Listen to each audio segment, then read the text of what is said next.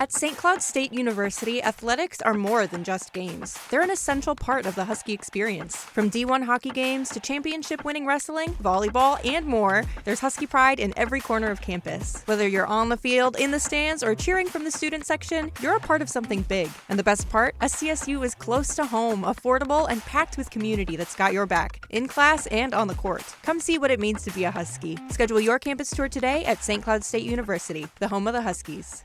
What you are about to hear will blow your mind and give you six-pack abs without even exercising. Pull up a bar stool and relax. Hey, who wants to have some fun? You've made it to Happy Hour with John Gaskins. Oh, no. Not again. Get ready for entertaining local and regional sports talk that will change your life, or not. And by the way, when you're telling these little stories, here's a good idea. Have a point.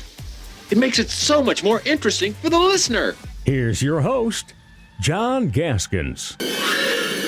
Here's Johnny.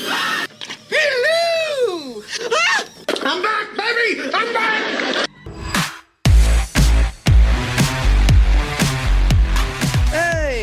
Happy hour on a Monday. Wow, big news, a Friday news dump. UND's football program on probation. Headline that we all tilted our heads back and go, whoa! And then you read the story, you realize what happened. It sounds bad. Oh my gosh, tampering with the recruit that hadn't jumped in the portal. And what do we make of it? And I've got a pretty good answer now that the dust has settled. I'd say it's not as big of a deal as the headline makes it, but it's UND. It's a football program that is trending up, landing a better quality recruit in Eric Schmidt's second year. North Dakota State not in the valley anymore. The door's wide open, and this is the slight slip on the banana peel. Probably won't affect them on the field this year, but maybe next year in the years to come. And I'll explain all that, get perspective on the penalties that the Hawks were hit with and which one would hurt the most. Good to be here. SiouxFallsLive.com is the place to go to watch our shows. This is a great listen. We appreciate you consuming this wherever you get your podcasts to listen to while you're going for a run, driving, on the road, hitting the gym. But it's a good TV product. Cordell Wright's our video producer. And, it's just a little bit more exciting to watch. Ed Whiting is our guest today. Sioux Falls, Jefferson, back-to-back state championships in softball. They were perfect this year, 23-0 with an average score of 12-1. And Ed Whiting, speaking of slipping, just kind of slipped into softball coaching 15 years ago. And now he's the best out there, has the best program out there. And oh, by the way, one of the most respected coaching minds in high school football in Sioux Falls. He's the DC at Jefferson, and he talks a little bit about his second year with Eric Struck in this conversation as well. A little bit later, Justin Jefferson spoke about catching footballs from Kyler Murray for the first time, and I thought what he said gave us a crack. That was very telling about who he'd like the Vikings quarterback to be this year. But let's start with North Dakota. Again, it happens on Friday. And when it happens on Friday, we call these news dumps. These are the times when news comes out from organizations where they don't really want you to notice. But you can't help but notice if you're here in South Dakota, if you're in the Mo Valley. And again, everybody's got a much easier path to winning Mo Valley titles, to getting really good playoff seeds or clinching playoff berths without North Dakota State on the schedule. Say what you want about losing the rivalry, a premier game, a big ticket seller, all that with the Bison. Every team like the Jacks and the Yotes. Wow, the door is far more ajar. And UND's right up there. This is a program that last year under Eric Schmidt was 8-6. But if you look closer, they won their first playoff game in the FCS, at least in the last 13 years. First playoff win. This was their best win total in 10 years, and it's the first time they had made the second round of the FCS playoffs in 10 years. So they are cooking with gas. And when you consider just how close they came to being that much better, I'm talking about winning the Valley, being a top 8 national seed, being a national championship contender in FCS last year. Yes, UND. Remember, K-State beat them by a field goal. They lost by 1 point at Montana, the national runner-up. They lost to NDSU, USD, and SDSU, the 3 best teams in the Valley, each by 5 points, or the 3 best programs, I should say. So all 5 of the regular season losses by 5 or fewer points to high-quality teams, including Kansas State. They just couldn't finish. There was just 1 play, 2 plays here or there. UND is close. And it should be the case going forward, despite this tampering, this fine, this probation. It doesn't hit them in 2026, but let's get into it. And first review what happened, okay? So UND's punishment included a $25,000 fine, a 1-week ban on recruiting communications, a 3% reduction in official paid visits, 3 1-week bans on unofficial visits, a 1-year show cause order for their quarterbacks coach. And that would be Travis Steps, a very highly respected veteran quarterbacks coach at this level. UND accepted with responsibility of the violation. So what did Steps do? According to the NCAA, in a violation reported by UND to the NCAA, he knowingly communicated with a student athlete at another school. This would be Riverside Junior College in California, whom he had previously recruited out of high school. The majority of these conversations occurred in the fall before the notification of transfer window for football had opened, and it's centered on the student athlete inquiring about transferring to UND, offering to send Steps his practice film and providing his academic transcript. All illegal. You can't do that. The violations were uncovered when Steps sent the transcript to the UND compliance department. So he actually said, is this okay? And they said, no, it's not. We got to report this to the NCAA. So this is something that Mark Farley of Northern Iowa really complained about. Tampering is usually what we think of the big league schools are doing with our schools, like the Jacks and the Yotes and the Hawks at the FCS level. They start finding out who the best players are at this level. And before the transfer portal window opens and these kids jump in, they're getting a hold of these kids and their agents. They're telling them how much money they can play for. Everybody does it. And yet we have FCS on JUCO crime here. I mean, junior colleges are used to. Their players have to move on. They only get a year or 2 there anyway. So UND is basically penalized for penalizing itself. The University of Iowa reported a few of these types of violations off of the 2023 season and had to have 4 of those wins vacated recently. And so the moral of the story is just don't report your violations, because apparently these are things that everybody does. And this is another case of the NCAA picking on the little guy, it appears. Now, again, the UND did it to themselves. They did something they were not supposed to do. Then they actually reported it.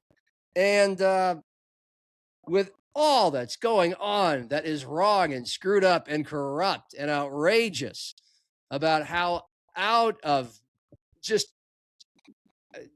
line, ridiculous, absurd the college football game is getting without guardrails and rules, and how the NCAA has no leadership, no backbone, no control of any of this. It's just the Wild West, and kids are being tampered with all the time. And UND and a JUCO kid, it's just a classic case of the buffoonery of the organization, the tone deafness of it. And here is Tom Miller, who's been covering this for the Grand Forks Herald. I thought he made a wonderful analogy of what this violation is all about. I think there's just a general vibe that UND might have been going 56 and a 55, yeah, right, while the rest of Division I football is whizzing around at 120. So, it was put on a tee for the NCAA. North Dakota did it to themselves, made a mistake, owned up to it. I don't know. Yeah, I'd be curious if this situation played out at 100 Division I schools. I'm not saying it's damning of the compliance department or it's virtuous of the compliance department, but I'd like to know if 100 schools had this exact situation happen, how it would play out.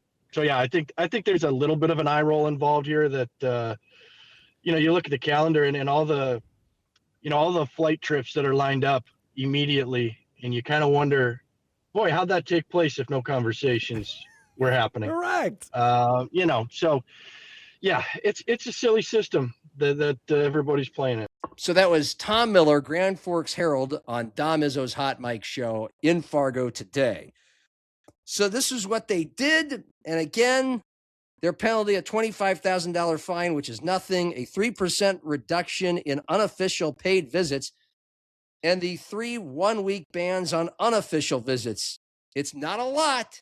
It shouldn't affect them in 2026 on the field, but it affects their recruiting going forward. And so that's where we ask the question, how big of a blow is this to a program that's trending up, but not quite there after so many close calls on the field last year and no NDSU schedule on the schedule this year? Because it just feels like this is a program that's been not bad, but certainly irrelevant in North Dakota, with NDSU just dominating the recruiting battles and, I don't know, the nation, winning 10 out of 14 national championships before last year, and mostly dominating the Fighting Hawks on the field. And yet Eric Schmidt has made this program plenty more relevant, plenty of juice behind it. They're landing different types of recruits. This little violation could set back recruiting to the point that, hey, 1, 2, 3 recruits might make a difference. Now it's out there. They've got the rap sheet on them that they have violated, that they have tampered. And even though Tom Miller, you heard it, this is nothing. This is stuff schools do all the time. They just had the decency and I guess the stupidity to report it. Will parents, will players now look at UND as a place that, I don't know, they play dirty, they don't play by the rules. They look at the headline and they don't dig further into it, and they don't realize these penalties aren't very harsh. But again, when you're battling for recruits up here at a time when there's never been a more opportune time in the FCS era for a school like UND to make their big step to become an MVFC and national championship contender, you need every little recruit, every little advantage you can get, and you can't lose it. And they were just 1 play, 2 plays, 1 player or 2 players away from being an elite team last year. So if they lose recruits in this recruiting cycle because they have some restrictions on when they can be recruiting players, well, that's an issue. And so if you ask a coach, I can assure you, if you ask a college football coach, particularly at the FCS level, what these penalties thrown down on UND would do, how much it would hurt if it were their program, I can assure you with full confidence, they might say something like, it's not anything other than a warning to make sure they don't do something else. The reduction in official visits is nothing. The 1-week unofficial ban during the season, now that is what could be somewhat of a hit if UND, if they forced UND to do it during a home game where you would host the recruits. But it just doesn't say that. So if you're UND, you pick 3 weeks where you're on the road and you're not having recruits on campus anyway, and you sidestep that penalty. But if you are truly not able to communicate during the first week of the transfer portal or host visits, that creates a challenge. Again, if you ask an FCS coach how hard it would hit them, what it would make a difference in, I can assure you that a coach would say, not being able to communicate during the first week of the transfer portal or host visits creates a challenge. How big of a challenge? It's hard to measure. But imagine that. The schools are tampering anyway. And then everybody hits the ground running when the transfer portal window opens. And everybody's out to get them. Some teams have a different number of transfers coming in. But if you need those different making spots, either at a position where you just don't have much depth, or it's just for a player that can put you over the top offensively or defensively, if UND loses a key potential transfer because they had a week where they couldn't even get a hold of him, and how many other schools are going after this coveted transfer that's in the portal, yeah, that creates a problem. You're kind of behind the eight ball. Doesn't mean it's impossible for you to get the transfer if they like what you're about. But you on so many transfers, you are a week behind in contacting them. So this would hit UND the hardest in January of 2027. This is something that hits them hard in grabbing players from the portal. Supposedly, you're difference-making players from the outside. That you're not really recruiting to develop. You're recruiting to hit the field now and make a difference. So 2027 would be where it would get hit at UND. If they were just to miss out 1, 2, or 3 difference makers in that class because of that 1 week in January 2027 when they can't talk to transfers who have jumped in the portal. So I guess the moral of all of this is it might not make hardly one bit of a difference at all. This is not SMU. This is not the death penalty. Football will go on. Eric Schmidt's going to be fine. Most parents, most recruits, they understand this was a slap on the wrist thing. Probation means they're just watching you a little extra close. Most people know that every school is tampering and breaking the law, but that 1 week in January 2027, again, for a program that last year, all 5 regular season losses by 5 or fewer points, and 3 of them were to national title contenders. Losing a 1 or 2 or 3 recruits potentially could be the difference between, being an elite national championship contender and being a first-round playoff exit loss. By the way, the UND 2026 schedule, the Hawks, with this violation, this penalty, doesn't really affect their on-field performance in 2026. They got the recruits and the players they got. Their roster isn't hit right now. I took a look at their schedule today. Okay, they're good. They're on the uptick. They're a much harder team to beat. The Jacks and the Yotes and the Bison all beat them by 5. That coin flip fourth quarter games could have gone either way. The Jacks have a favorable schedule this year. I think they're the MVFC favorites with Chase Mason coming back. They're national title contenders. The Yotes, Matt Zimmer did a story on this that came out on Friday. Their schedule is rough. I mean, SDSU doesn't have any opponents back-to-back without some sort of a buffer. None of their tougher opponents, none of the MVFC contenders are on back-to-back weeks where they play 2 toughies in a row. They have a bye week in between 2 of their toughest games, but they get a lot of warm-ups against blowout teams for their bigger games. 2026 for UND, I mean, it looks like they're going 5-1 with only a loss at Nebraska, their money game. And we know the Huskers are still susceptible to losing to just about anybody. But we'll give the Huskers the nod on that one. UND is going to be a favorite in its other 5 of its first 6 games. And then how's this for a home stretch to UND's season? Home to SDSU, at USD, at Youngstown and Bo Brumgard, Illinois State and Southern Illinois at home to finish. The 5, what should be toughest teams on their MVFC slate, they finish with 3 at home, 2 on the road. Schedule-wise, it doesn't set up impossibly for UND. It's not good. They're going to get beat up. Whether they win or lose, they're getting beat up consecutively by SDSU, at USD, and at Youngstown State. And even though they get Illinois State and Southern Illinois at home to finish the season, how healthy will they be at that point?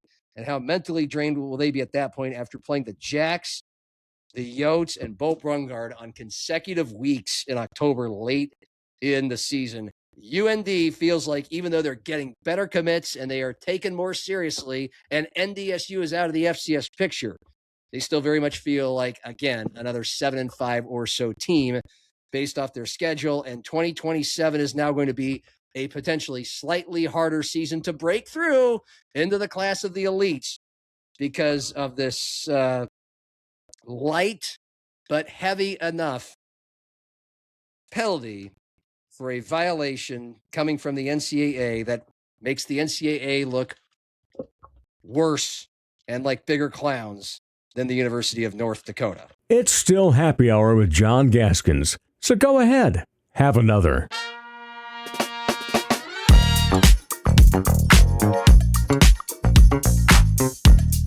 All right. Meanwhile, it's getting easier to look forward to the 2026 NFL season with OTAs going on. The Vikings started on May 26th.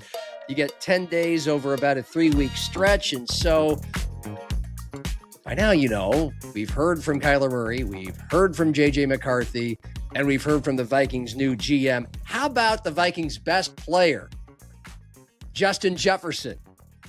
He kind of holds some cards to the 2026 success, or at least I think he should. I think he should have a big say in who the quarterback is going to be, Murray or McCarthy. Now, it already feels like things are leaning Kyler Murray. They don't go and pick the man up. Certainly, it was a bargain deal at $1.3 million that the Cards are paying mostly for. But with J.J. McCarthy, 29th in Pro Football Focus quarterback rankings last year, we saw it. Too much damage, and the roster, although some may argue it's not elite, you have an elite offensive mind in the head coach, an elite defensive mind in the defensive coordinator, and we're not here to hold J.J. McCarthy's hand. You get Kyler Murray because you want Kyler Murray to play. So, plus J.J. McCarthy can't stay healthy. I mean, neither can Kyler Murray, but you get it.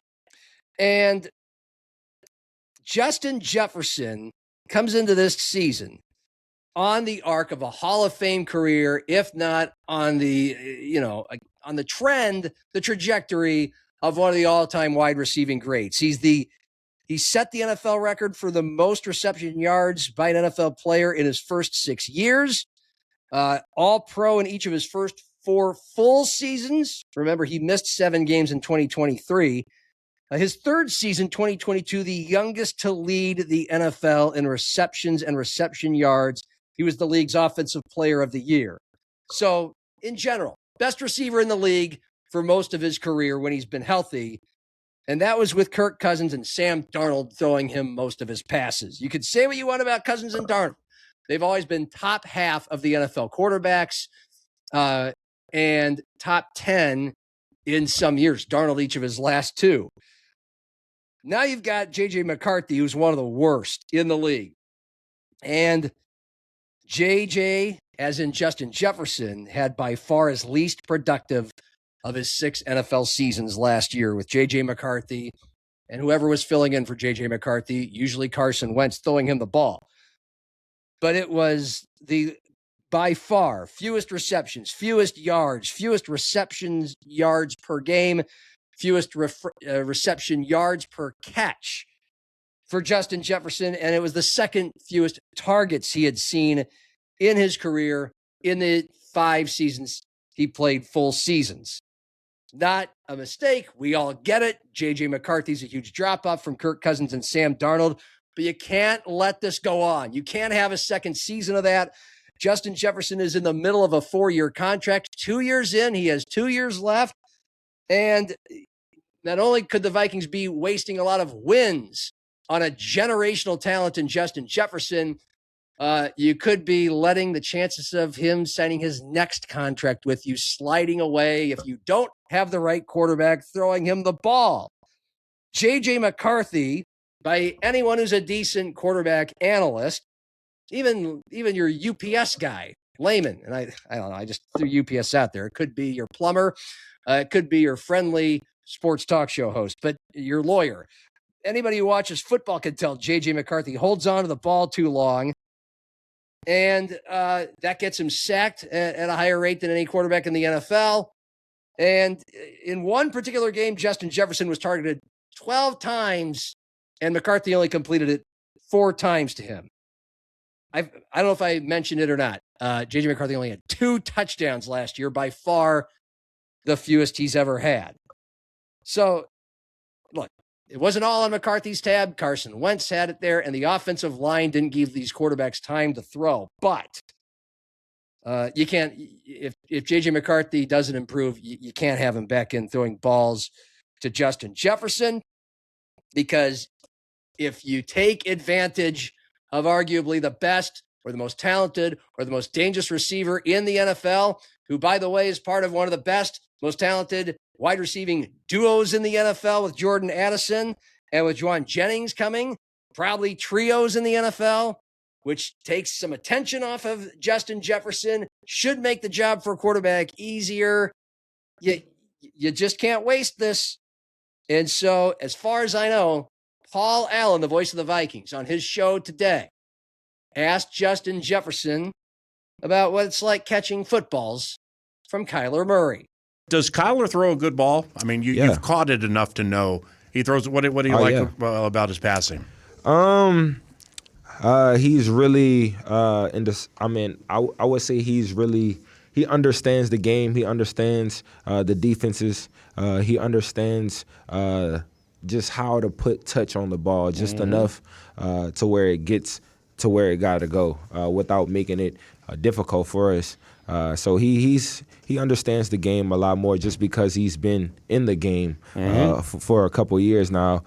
So he kind of throws the ball before you even get out that break. And, that's good. Yeah, for sure. So he throws you open. For sure. Well, he we can use that. For sure. 2008. Yeah. So story. He's a smart guy. He's a smart guy, and he's a competitor, just like me. So I'm looking forward to see how good he do in training camp. I'm looking forward to JJ seeing his improvements and seeing the different things that he has picked up over the all season.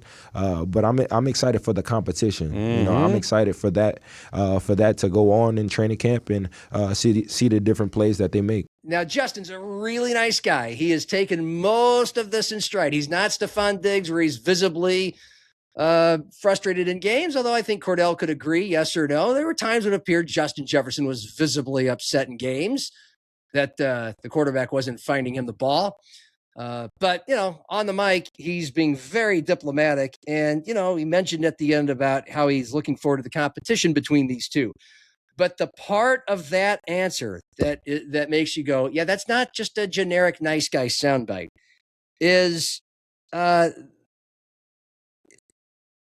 me, is that you can see the different plays that he can make, that he knows the game more. You know, I want to really go back and pick apart the words, because that's partly my job here, which makes shows like this fun and interesting, and hopefully for you, is that he understands the game a lot more, Kyler Murray does. He didn't say a lot more than who, but I'm guessing he meant a lot more than J.J. McCarthy. What other quarterback would Justin Jefferson be talking about? He understands the game a lot more. And you heard it. He paused for a second, and then he goes, well, he just sees the field a little bit better, right? He's able to put some touch on the ball, and so he doesn't make it so hard for the receiver to go get the ball. He makes my job easier. That's what he can tell by catching passes in nothing but air with Kyler Murray. That's a big difference. That's a nod. Both guys are going to get a chance, but when the best receiver in the league has those things to say, that spells trouble for J.J. McCarthy, and certainly it checks. Kyler Murray's been playing in the league for several years. He's gotten hurt. He's been on bad teams. He hasn't been well protected. He hasn't gotten a lot of wins. But, you know, again, look at Sam Darnold, who was on really bad teams and not handled well and didn't have much protection either. This is like Sam Darnold with the Vikings. This is the best situation Kyler Murray has had, and he's going to have some weapons at his disposal. And for a guy that can see the ball better and throw his receivers open, so it doesn't make it so damn hard for them to go get it. Not only does this make Kyler Murray a much better option to throw passes to Justin Jefferson, if that happens, the Minnesota Vikings are going to score more touchdowns and win a bunch more games. Their over-under is at 8.5 right now. That is what it was coming into last year. If Kyler Murray stays healthy, if the offensive line stays healthy, which it didn't, both tackles, veteran, quality tackles were hurt for long stretches, things could really pop for the Vikings offense with Kyler Murray as the quarterback, Justin Jefferson catching balls.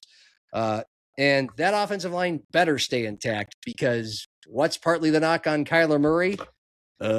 Well, he struggles mightily with heavy pass rushes. Newsflash, all quarterbacks do, but Kyler Murray's even worse than the average quarterback, if not much worse, when he's got bodies and hands in his face and he's hearing footsteps. But in just throwing the football to Justin Jefferson, and I think Justin should have a big say. He doesn't even need a big say. It's going to be obvious to a coach like Kevin O'Connell, just like it is to you and me, how much easier he can get open and catch the ball with a quarterback, an experienced one like Kyler Murray, compared to just J.J. McCarthy. Hey, NBA game finals are tonight, game 3. NBA finals game 3 are tonight. And we'll talk more about this with Matt Zimmer tomorrow on Nobody's Listening Anyway. A lot of you are hearing or watching this show during or after the results of game 3. But through 2 games, the main bullet points are Knicks are dominating. They're probably going to win the series. And Cat is dominating Wemby. And there's a lot of thoughts you can have as a Minnesota Timberwolves fan as you watch that happen and think about it. For one, are you happy for Cat? I am. He seems like a good guy. He was a pain in the ass sometimes to watch with the Wolves because he sucked life out of the ball. And that took things away from the talents of not as much Anthony Edwards as guys like Rudy Gobert and Jalen McDaniels. And, but he's starting to figure out with the New York Knicks that he's not the centerpiece anymore at 7 feet, a guy who can shoot, take up space, physicality. No, he's deferring more to Jalen Brunson, but when the opportunity presents itself, he is moving on in on Wemby and dominating. And so he's playing his best basketball, the best basketball of his career in the finals for another team. So are you happy for him? Are you mad that he didn't blossom and have that kind of maturity when he was with the Wolves? Probably all the above if you're a Minnesota Timberwolves fan. But you got to ask yourself, considering the Wolves made one conference finals with Cat and then got to another conference finals after the Cat trade with the Knicks, and basically, the main difference is bringing in Julius Randle, and then the T-Wolves get bounced by the Spurs, who the Knicks are dominating. The Spurs dominated the Wolves in 6 games, 30-point wins in games 5 and 6. Is there any revisionist history going on? Is there any traitor's remorse? Do you wish Cat were with the Wolves? Now that you see the light coming on for him, the way that he's dominated Wemby, because if Cat dominates Wemby in a Wolves uniform, do the Wolves win that series and get to the NBA Finals and break through? Yes or no, Cordell? I just want to hear the answer. Yes or no? I just find it fascinating. Not with the amount of injuries the Wolves had this year. That's yeah. That is valid. I asked Chris Johnson, just USF basketball coach and constant co-host of our Timberwolves talks here on Happy Hour, our resident Timberwolves analyst. And would the Wolves be better or worse or about the same if Karl Anthony Towns was still playing? His answer, if they kept Cat, then probably both Jaden and Naz Reid aren't on the team anymore, and no question, one for sure. I don't think it changes much, although it would be different. I believe if healthy, the Wolves would have beaten the Spurs this year without Cat, with the team they had. And they are better than the Knicks. Cat is better than Julius and Dante, but the flexibility it gave them, they had no choice. So some of that answer comes back to health, just like Cordell said. Yes or no, Cordell? Cordell's a diehard Wolves fan. Are you cheering for Cat in these NBA finals, or at least happy for him that he's playing well and going to win a title in somebody else's uniform? No, you're not. And why not?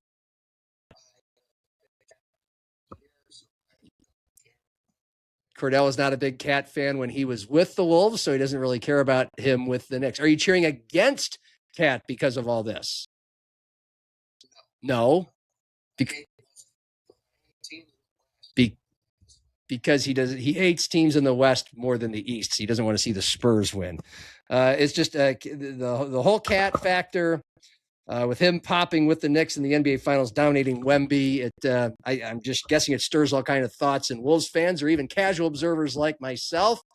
And as a non-diehard Wolves fan, I am happy for him. I think it is maddening he wasn't this mature and just this ready to be a force on a big stage when he was with the Wolves and they were starting to become relevant.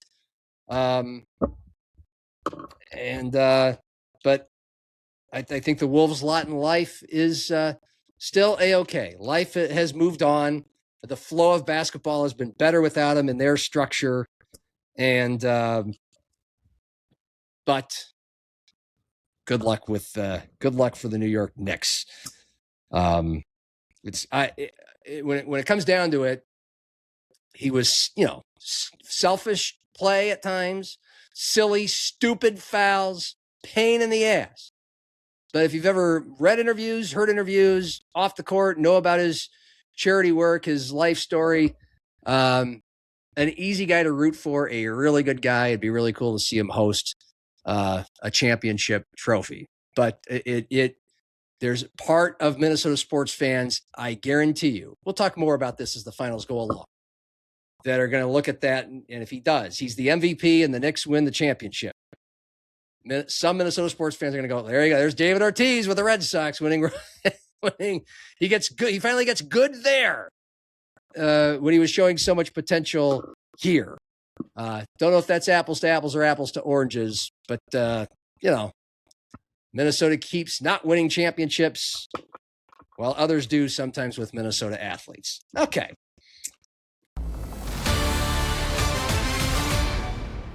It's still happy hour with John Gaskins. This round's on me.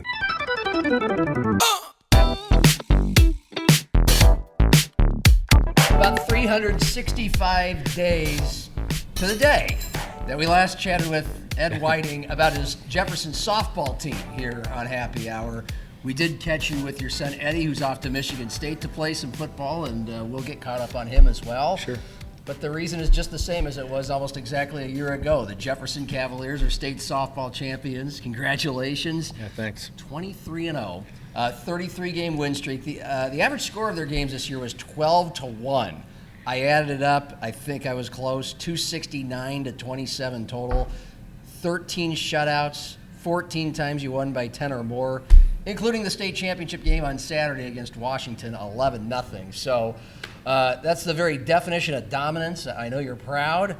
I would hope that you would get some downtime to sit back and enjoy it, but no, you're hitting the road for Kansas City for some club softball tomorrow, yep. Right? It never stops. That's the way kind of softball goes. Yeah. You were the number one team heading into this thing, but we'll put it in the whole big ball of wax.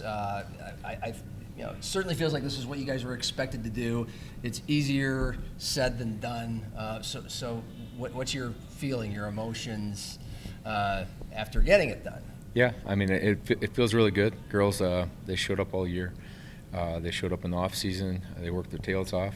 They knew that following last year, they were going to have a target on their back, and they knew that was going to take a little bit more, and they took care of business. They did. 18-0 was the combined score of those 3 games in the state tournament.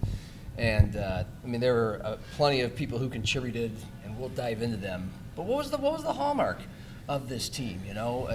What made them special? You know what? The reality is they're just a complete team. We have a roster full of a bunch of really good players, and a bunch of really good players that you didn't get a chance to see this last weekend that are ready to go when their number's called. So the complete team, when I say that, really dominant in the circle. Team ERA of just a little bit over 1. Our ace, Taya Debricks, was under a 1 ERA for the year. But the reality is that pitching staff did a great job all year. We were able even to get one of our freshman pitchers in the semifinal game to close it out for 2 innings, which allowed us to keep Taya fresh, have her ready to go for the championship game. I didn't take her out of the lineup. She had to hit still because she does that well. Yeah. She started off day 1. We were kind of in a little bit of a lull against Lincoln, and she had a 2-run shot to get us on the board, and that's what she does. And that group with Taya, Mac Bierman, and Madison Kroc, I'd put them up against anyone. Yeah. I'd take all 3 of them back. And I get them all 3 back next year, so we're pretty excited about that. That is pretty cool. By the way, Ed Whiting and I are at Shenanigans on the west side of Sioux Falls, 26th and T. Ellis Road. We really want to thank Andy Rose and the staff for having us over here. Probably won't be the first time we'll be hanging out here in the near future. It's Ed Whiting territory, neighborhood bar, and they do so many things for youth sports, high school teams here, right? Yeah, they do. They've always been great supporters of all of the high schools. Kind of felt when Jefferson opened that we were trying our best to take it over if we could, because it sits in our district at Jefferson. And the divide is just right over here. Oh, it is. So we're kind of in that weird estuary here, where we got some Roosevelt fan gear and we got some Cavalier stuff, and they've done a really good job of supporting us in our infancy of our school opening. I've noticed they've held events either to raise money for a charity or a cause, or probably hold plenty of graduation parties and stuff like that here for both Jefferson and Roosevelt kids. I mean, you went to college at Augustana, obviously, so you can probably remember well the days of the old Shenanigans, which was mall bar. It was. I wasn't carefree in my 20s. I guess I was in my late 20s when I first moved here. But I have friends who remember those days. They say it was I'll meet you at mall bar. Yeah, that was the old Shenanigans. Yeah, and they brought the vibe over here, and still different location, but still the same fit. Great place to come watch a game, awesome food, and we'll get back to the conversation about Jefferson softball. You mentioned Taya Debricks, so we'll start there because it's such a pitcher-oriented sport. She played 2 of the 3 games in the state tournament. She gave up 3 total hits in about 10 innings. So dominant, and as you mentioned, you get her back. Didn't allow a base runner until the top of the 4th in the championship win over Washington. And you were in a similar predicament in the state championship game last year when you were trying to decide on to keep in Whitney Porter or to put in a reliever to close things out. And this time it correct me if I'm wrong, it kind of seems like you're in a similar predicament. She's pitching really well. And you went out into the circle to maybe examine what her state was. Sure, and we have a staff, so that's a benefit at Jefferson. And the game plan going into last year was we're going to give Whitney the start, but we just knew that Washington, their hitters are just so good. And once you start coming back through the lineup a 3rd time, you just know that maybe gives them a shot to get on something, learning from their previous at-bats. And it worked out really well that we had Taya sitting ready to go, chomping at the bit last year. And that was the plan going in. And Coach Hockery actually convinced me to stick with the plan. And we ended up hitting a pivot this year. We went a little bit different. You didn't get to see it because our bats exploded to finish the game. Yeah. But the plan was to do the same thing, and they were at that point. And I went to Taya this year and said, looking at staying with the plan and bringing Mac in, and she gave me a look like she was on board with it, but the look said, "Don't take the ball out of my hand." So I went back to Coach Hockery and I said, "We're gonna stick with her," knowing that if things didn't go well, we still had plenty of help to bring in. So she was going to get the circle in the next half inning. Had we gotten there, give her a chance to close it out because she had been pretty dominant, and you could just see it right in the first inning. Even in her warm-up pitches, she just had a little more bounce and she's just dialed in, absolutely locked in on how she was going to attack all of the batters. Our catchers call the game according to the plan that they have with Coach Hockery, and they had a really nice plan together, and obviously it worked out. Yeah, but it goes back to a look in her eyes. Like Yeah. you'd either, were you leaning on changing pitchers? Initially, that was the plan. We were heading that direction. Coach Hockery and I had a conversation, and then I went and talked to Ty and let her know that's what we're gonna probably do. Yeah. And then after I saw the look in her eye, and and she's an absolute team player. Had we made the change, she would have been the most supportive person of Mac had she went in. But then I went back to Coach Hawk and I said, she's keeping the ball. She's ready to go. So she didn't need to say, no, really, I want to stay in. No. I got this. It was a look, and I just think that's maybe I'm overblowing it, but it seems like such a pivotal kind of example of a pivotal moment in the game, a classic example of being a coach and a human and knowing instincts based off of body language. Yeah. And so when I read about that in Trent Singer's story at Sioux Falls Live, I think how much does experience in 15, 16 years of softball for you? Obviously, you've been a football coach for how many years now? An assistant coach? Yeah, about forever. 23. Forever, yeah. 23 years. It's almost as much of a message for younger coaches at any level. Just how important a cue that can be. I think some of that comes down to I guess maybe that's the defensive football coach in me. It's you have a plan. You have to have a plan. Yeah. But the reality is you have to be able to adjust to what's happening in front of you, and that's a little bit more, like I said, of the defensive side. It's you don't know what play the other team called, but you got to get a feel for how things are going and what's working, and you got to be ready to adjust the plan. And the decisions aren't as monumental when you know that if you adjust your plan and it doesn't go well, that you have really good players that can be a part of the next layer of the plan, and they're ready to go. Yeah. And so, in most cases, if a kid gives you just a look in the eye like that, are you going to trust it? It's a part of that, and it's also just seeing how locked in she was from the word go. I mean, that started, the morning of girls got together and we went up to Jefferson and we did some hitting in the machine, and she never takes one round, she takes two, and if she didn't like two, she's gonna come back for a third, and then when she was done hitting, our athletic trainer Eric Page had her dialed in, had some leg recovery devices on her, and just had a really good cage session, and we get back to warm-ups and she's just dialed in. And like I said, if you can go back and watch the feed, like she just had a different bounce in her step, and she's always ready to go, but like there was just something different because it was a game that mattered. It was the last time we didn't have another game on the schedule. It was the last one and the only one, and she was locked in and ready to go.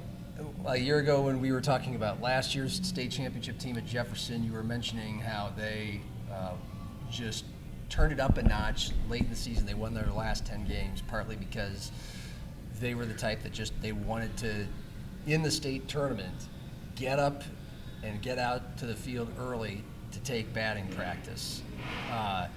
And I don't know if that's unusual or not, but it sounds like this team was the same way, just extremely self-motivated. Same way. I mean, and it happened all throughout the year.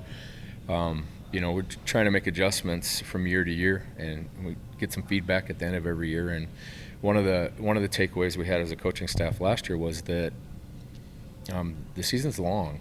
The club season is like fast and furious.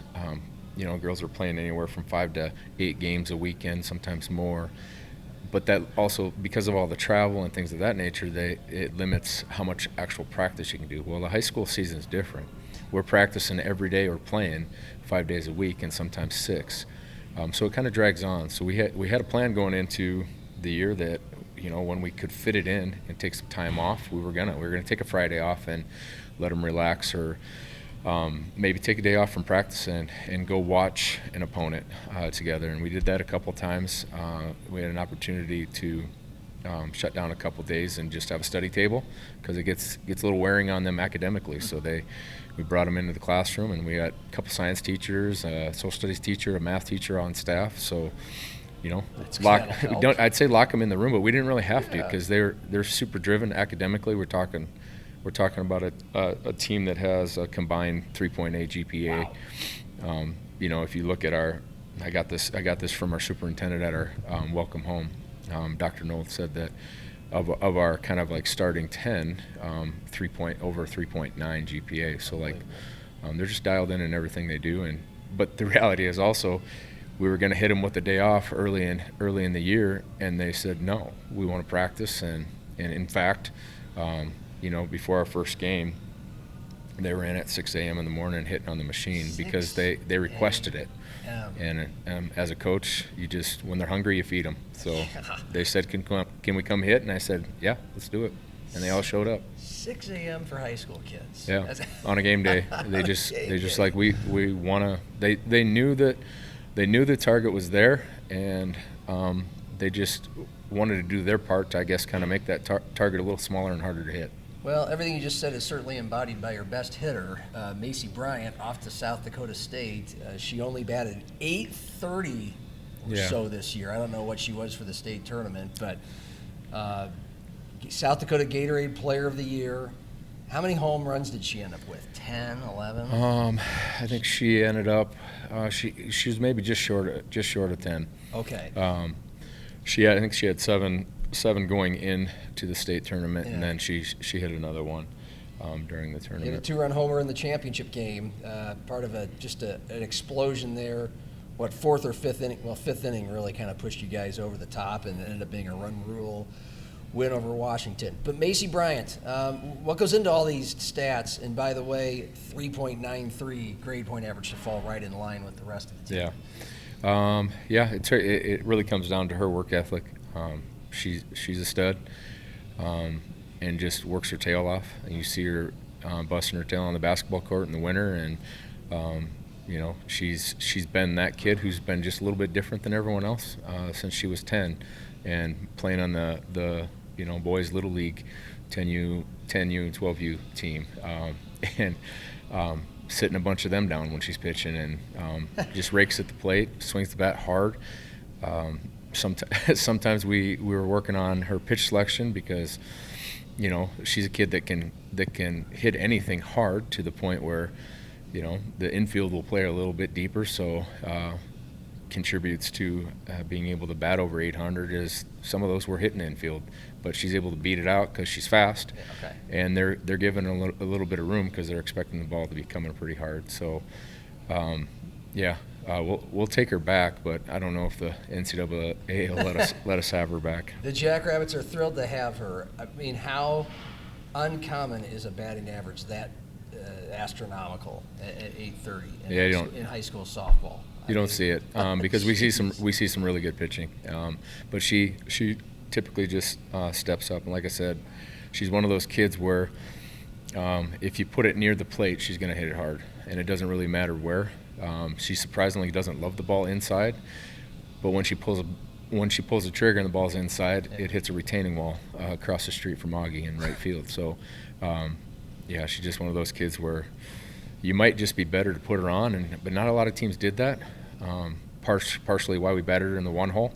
If you're going to walk her, you're going to have to do it intentionally. You're going to have to do it later in the game, but teams chose to attack her, and that worked out for us. Did that lead runner on time after time after time. Yeah, that'll get you out in the head and winning a bunch of games. What, since you can't be here to speak for herself, what made her decide to go to South Dakota State? Who else was recruiting her? She had a couple of P4 schools looking at her. I think Minnesota was in the conversation. Okay. Believe it or not, Coach Melstead at Augie was in the conversation. They really liked her a lot. I think in the end, South Dakota State just felt like the right fit for her. close to home and her family. That's part of why we ended up getting her at Jefferson. She wanted to be close to her family. Her mom's her school nurse, and her brother played quarterback for us this last fall, and allowed her to be with them and finish her last 2 years with her family. And I think that's a big part of things. Yeah. And in the end, she really, I think, liked the staff at South Dakota State, and they liked her back. So that's kind of how that recruiting process goes. It's kind of almost like dating. Yeah, you guys it's got to be the right fit for both parties, and I think they're super excited to have her, and she's really excited to go there and be a Jackrabbit. Did Greta, once Greta got to Minnesota a couple weeks ago, try to reach out? I don't know how, because Macy is signed and committed, so there's probably some tampering things if that were to happen. But and I haven't had a chance to speak with Greta since she's taken leave. They're busy putting their things together, and then in the middle of their recruiting season, the portal just opened. They got their hands full because it's all new, and they'll do a great job there, that staff. But she strike you as someone, you're biased, but that would be a Big Ten level softball player if she wanted? Yeah, I think so. I mean, I was fortunate enough coaching club ball to coach a kid that was recruited in the Big Ten, recruited in Minnesota. Her name was Lexi Brady, and then when that Minnesota staff got the job down at Ole Miss, she decided to go with the staff, and she ended up balling out there. She was one of the top catchers in the SEC, and at this time last year, she was the all-time home run leader at Ole Miss, and right. And Macy can do very similar things. Those two are very, very similar in terms of their work ethic and their approach, and so yeah, probably biased, but also the proof is in the pudding. I mean, she can swing the bat. I mean, even in the first inning, Washington, a hot shot up the middle and diving catch, and we get to see that every day in practice, because that's how she attacks practice too. She doesn't go home with clean jerseys, even from practice. Is 5'5" uncommonly short for a shortstop or in high school ball? You know what? In the end, it's her range. You know what I mean? So 5'5" probably plays more like 6'2", and I think that's probably average for in the softball world. All right. But I wouldn't get too much caught up in how tall she is. She's just right. Yeah. Yeah, obviously. I'd love to go through everybody on your team. Obviously, we're not going to have time, but you had a big home run from Brooklyn Herrera. That one ended the game against Washington, clinched the state championship. But I guess I'll hone in on her just because what a moment when you don't need to go all 7 innings. You just do it right there on a home run. So take us back to that moment. Sure. That was the end of the game, the end of the season, and a second straight state title. Yeah, I mean, I've been coaching Brooklyn now for 4 years, and Brooklyn's great kid. We have a really good relationship. She's actually my backdoor neighbor, and I remember when she was 10 or 11 years old, and before this high school softball thing was even a thing, and she's just out in the backyard banging balls on the bow net, playing catch with her stepdad. That's who she is. So we were right there, right? We had 9 runs on the board, and she's at the plate. We got a runner on, and sometimes we were talking about the look with Taya. I got a similar look from Brooklyn because the smart coach over on third was saying, you know what, I bet we can kind of maybe try to small ball and manufacture a run here. I just need this one run in and we're done. Yeah. And I'd kind of give her a heads up in the sequence of signals that I gave that I was considering to have her bunt. And she's been working tirelessly on her bunting for a hit and finding a way to move runners and things of that nature. And the look that she gave me was, there is no chance my last at bat is going to be a bunt. And so essentially she shook it off and said, no, that's not how this is going to end. Yeah. And then she hit a no-doubter, just a nuke straight out, and love it. Yeah. So that and the beauty of that is, the run that came in before her was the winning run. that sealed the deal. But because it went over the fence, they both count. Okay, there you go. That's beautiful. How many of these girls? I mean, you know, you're talking about a backyard neighbor. Have you coached and known for years and years and years and years? You know, coaching in the club world, you end up kind of like knowing all of them, right? Whether you're coaching against them or you're coaching them on your team. So it really comes down to just because we see them so often throughout the summer, and the reality is they see each other, right? You look at like the relationship that our pitcher catcher have. Taya and Bella play on the same summer team together, so they just know each other inside and out. And you know, they play in the same team with Desiree over at Roosevelt, outstanding pitcher. I think she's going to South Dakota State as well. So that's maybe the softball junkie in me. When we're supposed to be playing 7 or 8 games in a weekend, you're still going to find yourself watching a handful more because you just know the kids. Okay.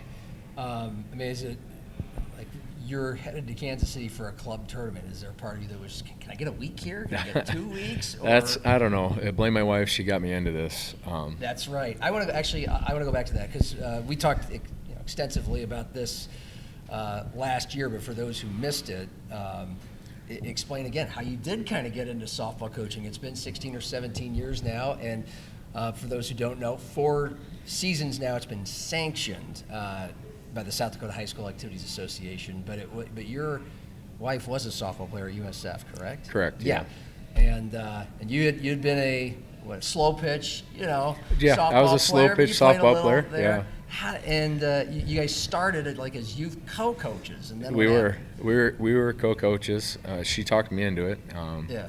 And I don't know. There was a moment when I don't remember if I told this story last year or not, but we were pulling into Aspen Park out at Brandon, and I have a daughter that's on the team right now who's a freshman for us at Jefferson, and she was a young kid, right? And we just lock her in the stroller, and she's sitting in the dugout while we were out coaching the bases, and we're pulling into the parking lot, and she started kind of like losing her mind. She said, "Not the stroller, not the stroller." So we kind of looked at each other and said, well, one of us has to stop and make sure that we're taking care of the younger kids. And I thought that meant that I would get that duty, and she would keep coaching. Yeah. And but she said, no, you're actually a coach. I'm not, and you're good at it. So I said, okay. So I took it, and then you just dive in. I mean, it's like anything. You're all over YouTube, and you're out watching games and doing as much as you can to know what's going on and how to get the girls in the right position. So you must like it a little bit. Yeah, I like it. It brings a lot of joy to my heart. It's different than coaching in the fall with football players, but it's a good different because there's just different energy. There's different ways you have to kind of approach how you coach. And I guess that's true of coaching in general, right? Yeah. You gotta coach the kids that are in front of you, and to do that, you gotta get to know them. You gotta learn who they are and how to reach them. And it's a nice change. In what ways is it different, especially in a good way? So film sessions are different. When you have a film session with a group of girls, they are so. I guess involved in wanting to make sure that they're doing everything the right way, and sometimes that can get a little bit emotional, or it can get a little bit tense. But you have to tack it with, hey, we maybe lead off and say this isn't personal. We're just trying to get better, and but whereas the boys, you can kind of get after them a little bit harder in terms of. A film session in the fall is really can be very critical, and the boys take that a little bit different, and maybe don't internalize as much. The girls do, but that also speaks to just kind of their passion and just kind of the differences between. But in the end, they're all athletes, and they all are competitors, and they want to work hard. You've been coaching your daughter, who's a freshman. What's her name again? Her name's Finley. Finley, that's right. So was there any difference coaching her on a high school team as it has been on youth teams? Did that add anything, significance to your coaching the varsity high school team this year? You know what? I absolutely have enjoyed coaching all of my kids, and I've had the pleasure to coach. We have 5 kids. Yeah. Started with our oldest daughter, coaching her in softball, but coached them in basketball. Coached Colesrud over at O'Gorman when I was there. Talked me into coaching the 5th grade basketball team, and had a lot of joy doing that. Had an opportunity to coach again the other kids. Finley's been the one who's been a little bit different, because she's kind of always been that one who was just like in the wings. I don't know if there's a more competitive kid, but she also understands that there's dad and there's coach, and she knows the difference between those, and she knows that she's not going to get any more than what she earns, and she shows up and works hard and does her best to try to earn a spot. 2 older daughters, college age, right? Correct. And Eddie's heading off to Michigan State to be a freshman football player. And then you have Finley, and who's the other Finley, one? and then, so we say we have 4 scholarships and 1 walk-on. Yeah. So then we have Jackson. He's a 9-year-old. Okay. Yeah. Is he showing some signs of? Yeah. You know what? He reminds me a lot of Eddie. Okay. He's just kind of a long, athletic kid who's trying to figure out how to be long. Yeah. So it's always fun when they're at that age, because he's usually taller than most people, and trying to figure out how it is he's gonna get into his legs, and but he's super competitive. Well, even to the point where they had to stop the championship game at one point because he was out in the dugout and had his head poking out, and the umpire's like, he's got to get his head in there, but he's right there with it. All right. And he gives me the breakdown after every game. Well, that's awesome. Yeah. Does Jen still do that too, your wife? She does. Coach never leaves. Yeah. So that's always interesting, because she still absolutely knows softball, and she's. I think the kids probably get their competitive nature from her, because when things are going well, or maybe going the other direction, she's probably one of the more vocal people and super competitive. Not a bigger cheerleader for the Cavs or whatever we're doing. Love her to death. Love her competitive side, but she also knows that hey, we're talking as parents of Finley right now, or I'm talking to the coach, and we're able to separate that pretty well. So what's that aspect like after Friday night football games? Is it different? Is it different wins or losses? It's not, because she's in the end she's just super competitive, and she's the one I'm looking for after the games. Yeah. And, at the state championship game here this weekend, I wasn't sure sometimes they're particular about who can come on the field and who couldn't, but Mr. Stadium found a way to get her on the field, so I was able to catch her before all of the hoopla outside of the dugout, and it's always good to see her. And she always holds me accountable for the decisions I make, and that's good. I appreciate it. Well, there's all kinds of decisions you have for all the time, especially in those football games. Let's get an update on Eddie. Last time we were talking to you and talking to him, it was sometime in the winter when they had made a coaching change from Jonathan Smith to Pat Fitzgerald there at Michigan State. He decided to stay and still go to the Spartans. And so is he there already? Yeah, he's there. So he took his last semester final on January 9th, and then on January 12th he was taking his first college class on campus. So we were able to get him there over the weekend. I got done with giving my last semester test, and we hit the road. And we got him all checked in, and Coach Fitz has been great. Super passionate guy. Yes. Coaches them hard, loves them hard. He's what you want to be turning your kid over to. He does a great job. He's put together a really nice staff. He ended up retaining the tight end coach, Coach Wozniak, who my son has a great relationship with.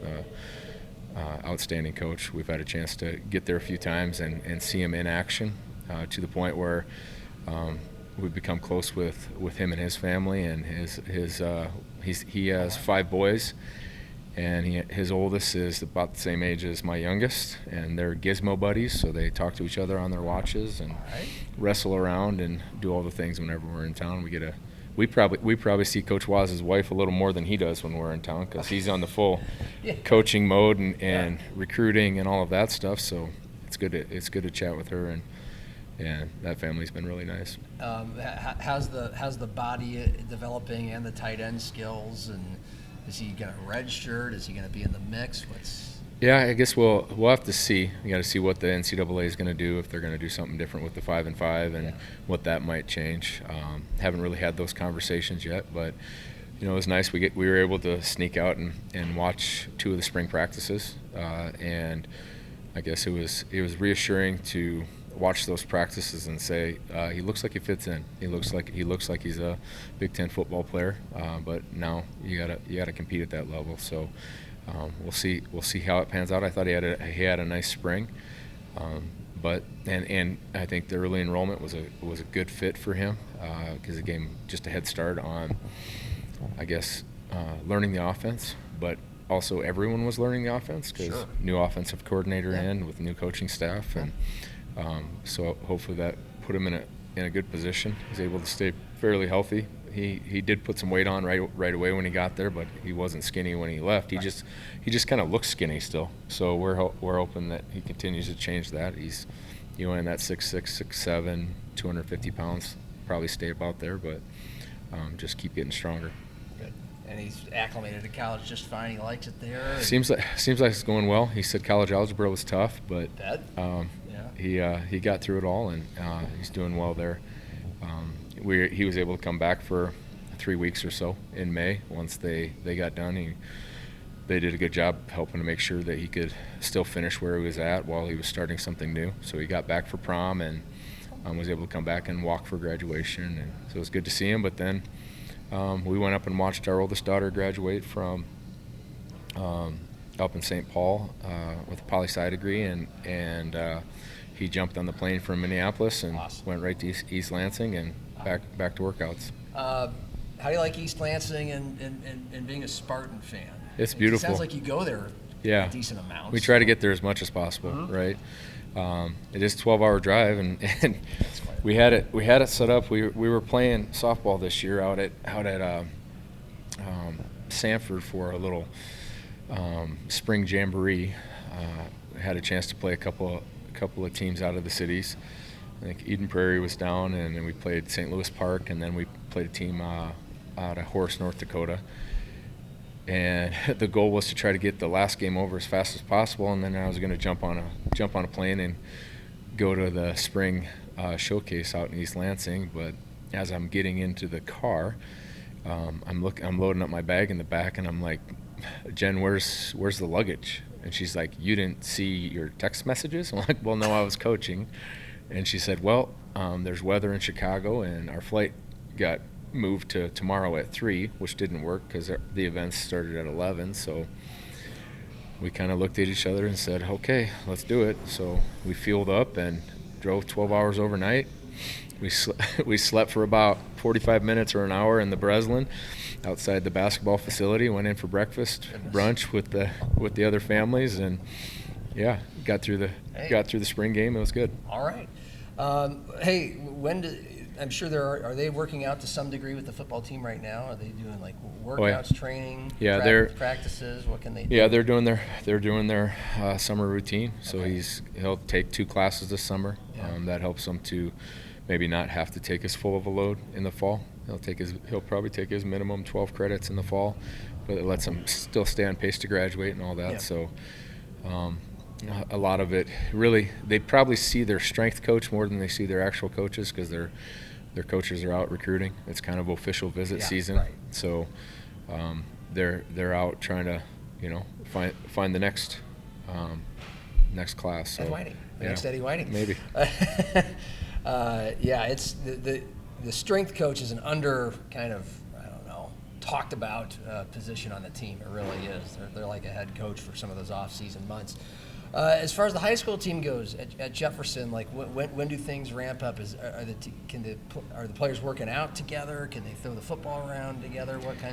What's the timeline now as we're in a?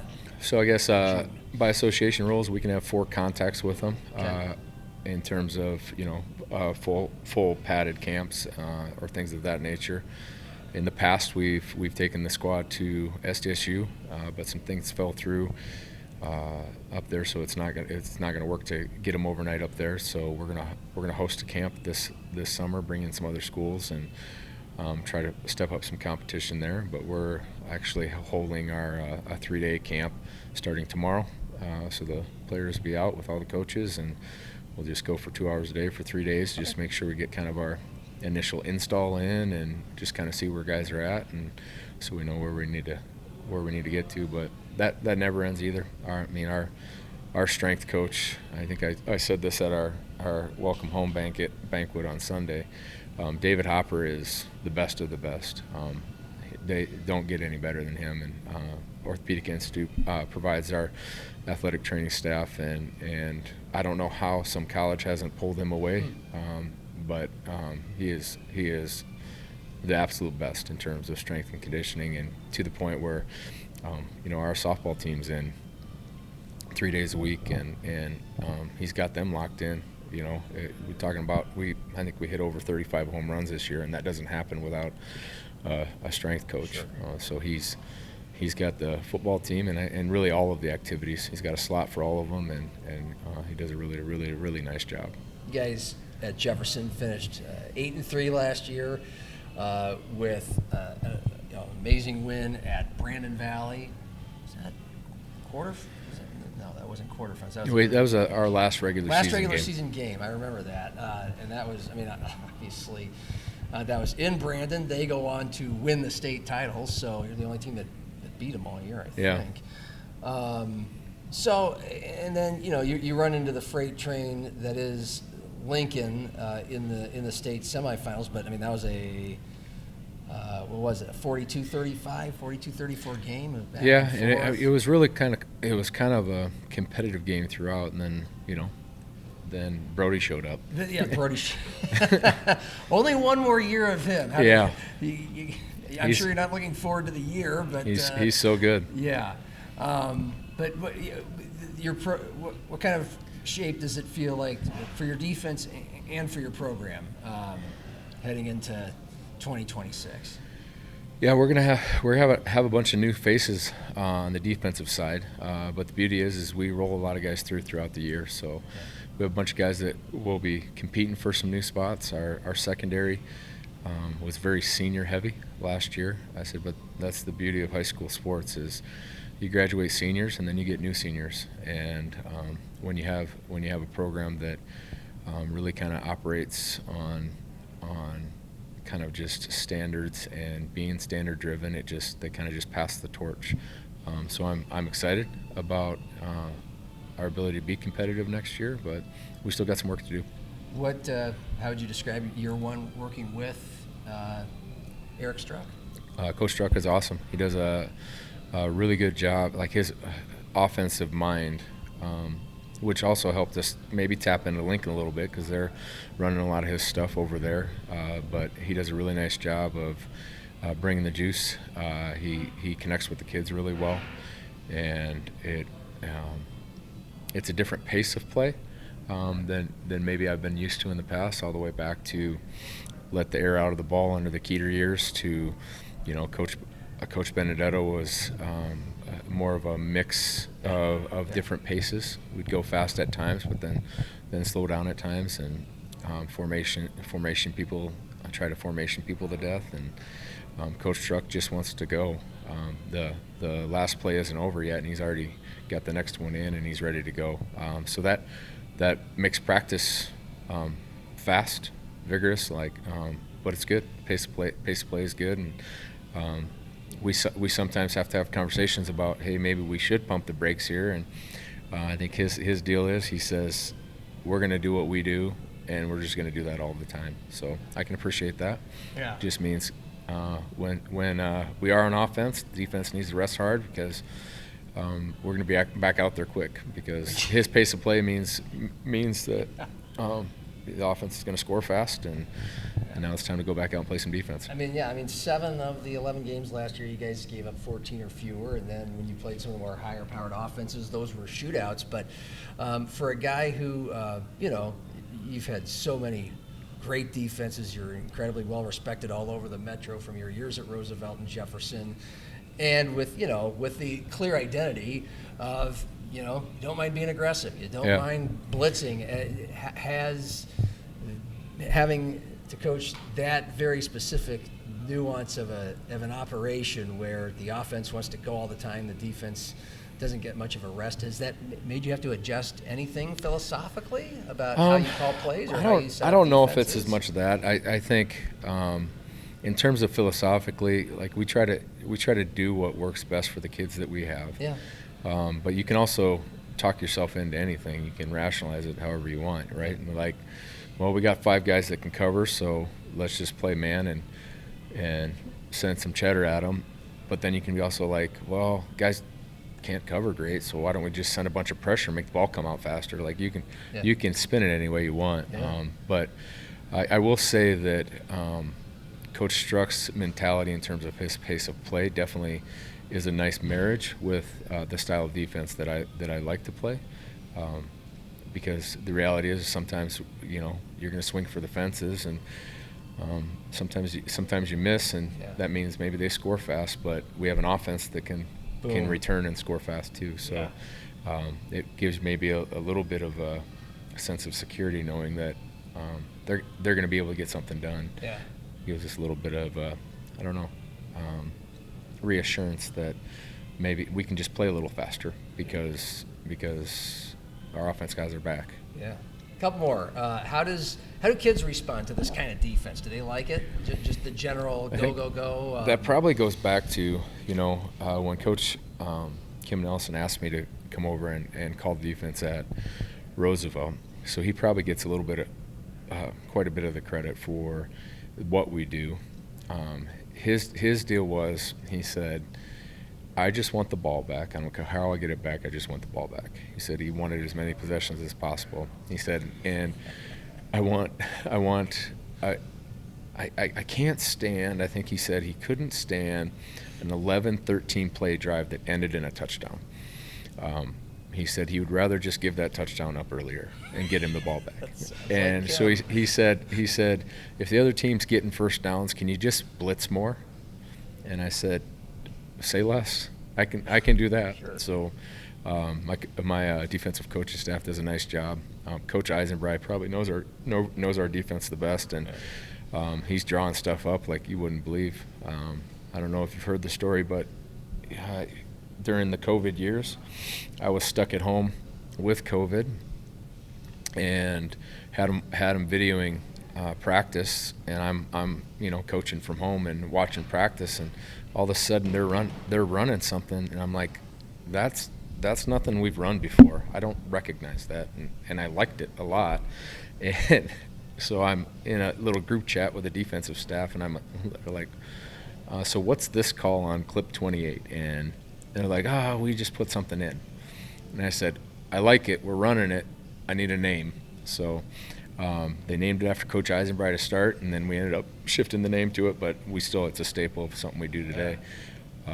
So I tell our defensive coaches, and I even tell our players, I said, you draw up a blitz, and you got all the gaps covered and all the receivers covered, and I'll run it.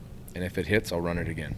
So, but then you got to name it, and then because we need a single name so we can get it in fast and be ready for the next play. Did that, by the way, how long did you have to do that for, the COVID thing where you had to just stay home and I can't remember what it was. So I actually had COVID, so I had to be asymptomatic. Those years seem like yesterday, but also seem like forever ago. I know. Tell me at the same time. And we were talking about some of the things we had to do during COVID to avoid being close contacted, and how to put the seating chart together on the bus to make sure that if we do lose some kids for close contact, we didn't lose like the whole offensive line, or right. I don't know. It was just it was a weird time. But for you, was that anytime a huge curveball comes like that, maybe you change your perspective on the way you do things or the way you approach the game, or was it just something you slogged through to get back to normal? So yeah, we just get through it and we adjust. And again, I think some of that's just what we do on defense is we see what happens and then we adjust from there. And the coaches I've had the pleasure of working with are just great to the point where if it's kind of the next man up mentality and we know each other so well and they just step up in someone's absence and just take care of business. I'll ask anybody I can who's coaching young people this. 23 years you've been at it. You would know better than most people because you work with young people day in, day out for so long. Have they, in what ways have they changed as a collective species, and in what ways have they differed?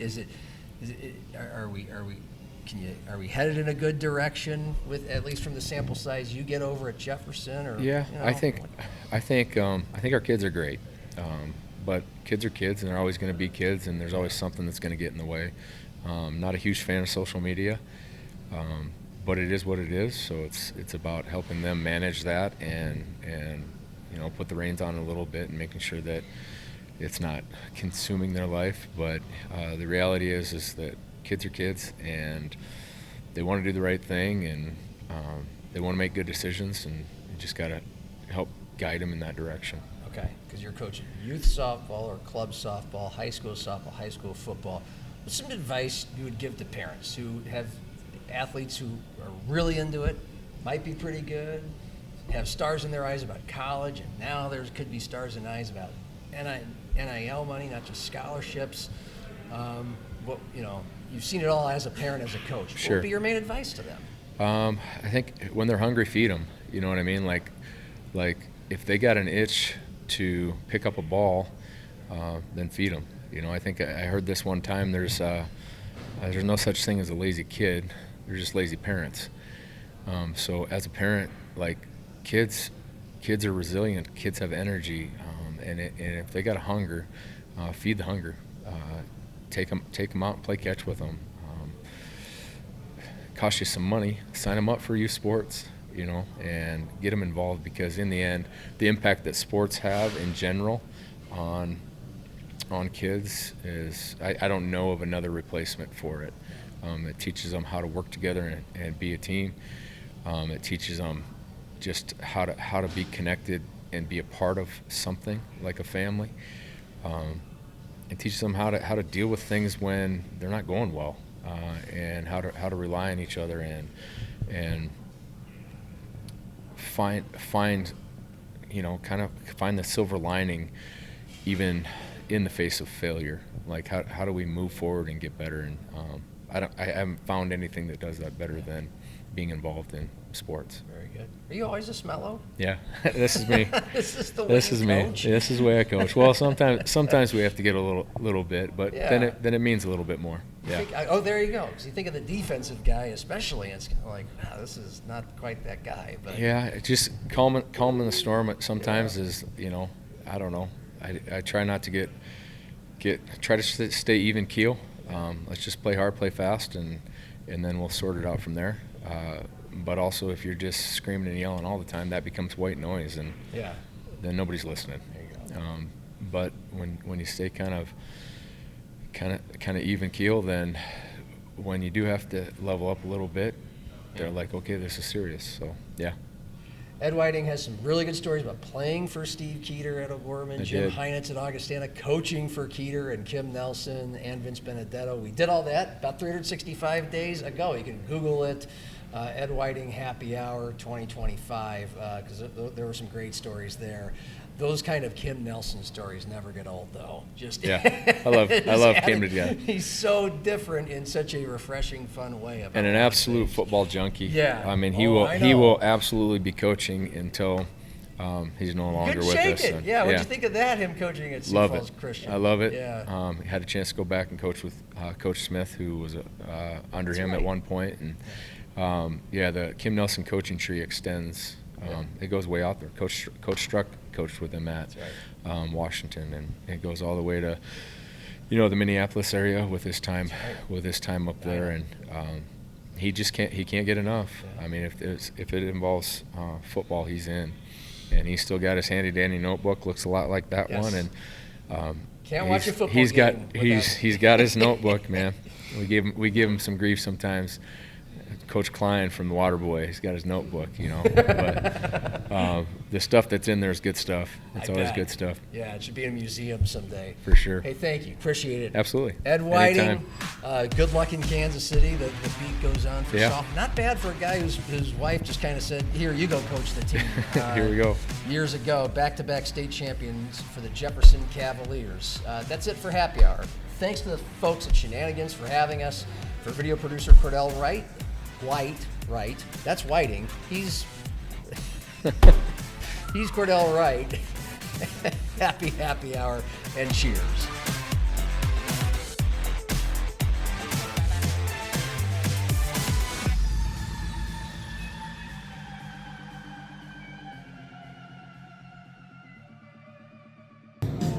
You need anything else, John?